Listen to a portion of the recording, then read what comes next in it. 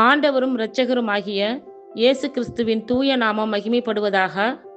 மத்தேயு எழுதிய சுவிசேஷம் 22ஆம் அதிகாரத்திலுள்ள வசனங்களை நாம் இப்பொழுது தியானிக்க இருக்கிறோம். இயேசு மறுபடியும் அவர்களோடே ஊமைகளாய் பேசிச் சொன்னது என்னவென்றால், பரலோக ராஜ்யம் தன் குமாரனுக்கு கல்யாணம் செய்த ஒரு ராஜாவுக்கு ஒப்பாயிருக்கிறது. அழைக்கப்பட்டவர்களை கல்யாணத்திற்கு வரச் சொல்லும்படி அவன் தன் ஊழியக்காரரை அனுப்பினான். அவர்களோ வர மனதில்லாதிருந்தார்கள். அப்பொழுது அவன் வேறு ஊழியக்காரரை அழைத்து, நீங்கள் போய், இதோ என் விருந்தை ஆயத்தம் பண்ணினேன், என் எருதுகளும் கொழுத்த ஜந்துகளும் அடிக்கப்பட்டது, எல்லாம் ஆயத்தமாய் இருக்கிறது, கல்யாணத்திற்கு வாருங்கள் என்று அழைக்கப்பட்டவர்களுக்கு சொல்லுங்கள் என்று அனுப்பினான். அழைக்கப்பட்டவர்களோ அதை அசட்டை பண்ணி ஒருவன் தன் வயலுக்கும் ஒருவன் தன் வியாபாரத்துக்கும் போய்விட்டார்கள். மற்றவர்கள் அவன் ஊழியக்காரரை பிடித்து அவமானப்படுத்தி கொலை செய்தார்கள். ராஜா அதை கேள்விப்பட்டு கோபமடைந்து தன் சேனைகளை அனுப்பி அந்த கொலைபாதகரை அழித்து அவர்கள் பட்டணத்தையும் சுட்டெரித்தான்.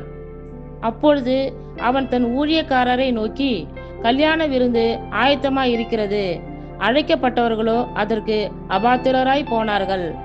ஆகையால் நீங்கள் வழி சந்திகளிலே போய் காணப்படுகிற யாவரையும் கல்யாணத்திற்கு அழைத்து கொண்டு வாருங்கள் என்றான்.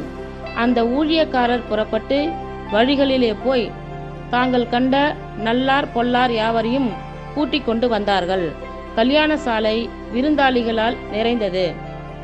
விருந்தாளிகளை பார்க்கும்படி ராஜா உள்ளே பிரவேசித்த போது கல்யாண வஸ்திரம் தரித்திராத ஒரு மனுஷனை அங்கே கண்டு, சிநேகிதனே, நீ கல்யாண வஸ்திரம் இல்லாதவனாய் இங்கே எப்படி வந்தாய் என்று கேட்டான்.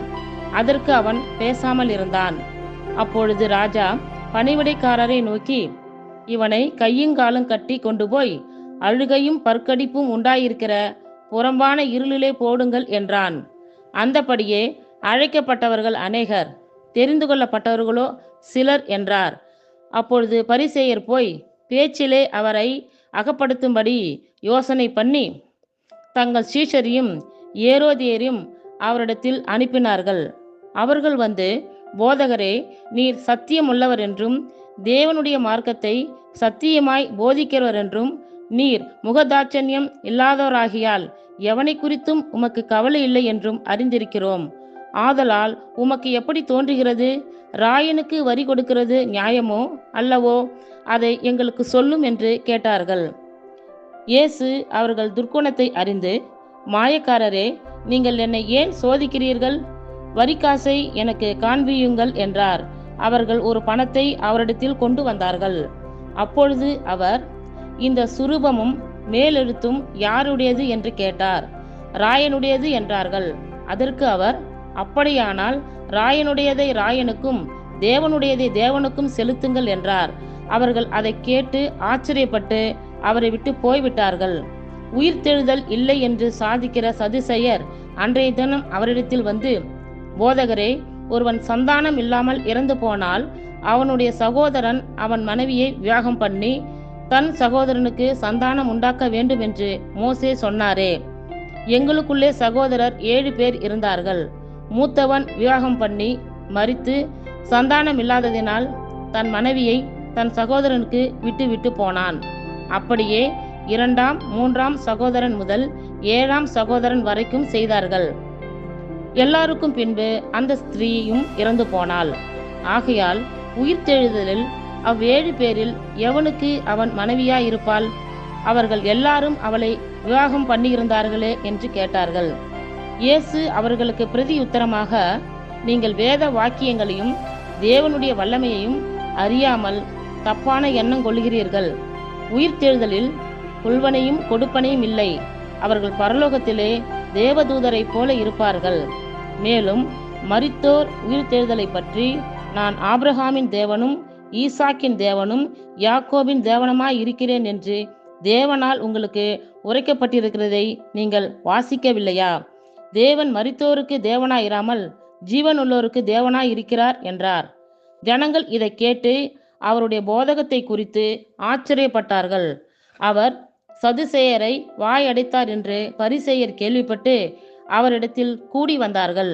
அவர்களில் நியாயசாஸ்திரி ஒருவன் அவரை சோதிக்கும்படி, போதகரே, நியாயப்பிரமாணத்திலே எந்த கற்பனை பிரதானமானது என்று கேட்டான்.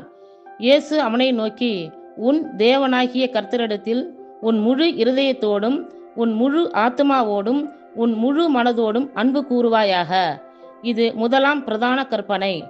இதற்கு ஒப்பாயிருக்கிற இரண்டாம் கற்பனை என்னவென்றால், உன்னிடத்தில் நீ அன்பு கூறுவது போல பிறனிடத்திலும் அன்பு கூறுவாயாக என்பதே. இவ்விரண்டு கற்பனைகளிலும் நியாயப்பிரமாணம் முழுமையும் தீர்க்க தரிசனங்களும் அடங்கி இருக்கிறது என்றார்.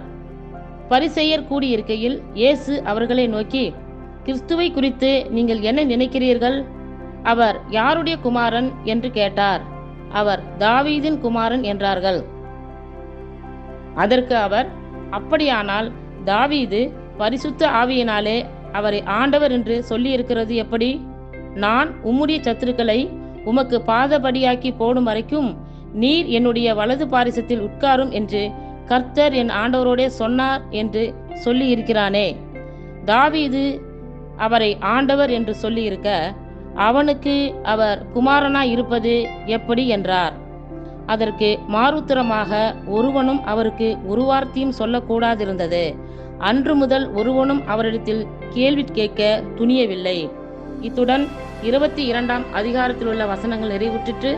கர்த்தர் தாமே நாம் எல்லோரையும் ஆசீர்வதிப்பாராக. ஆமேன்.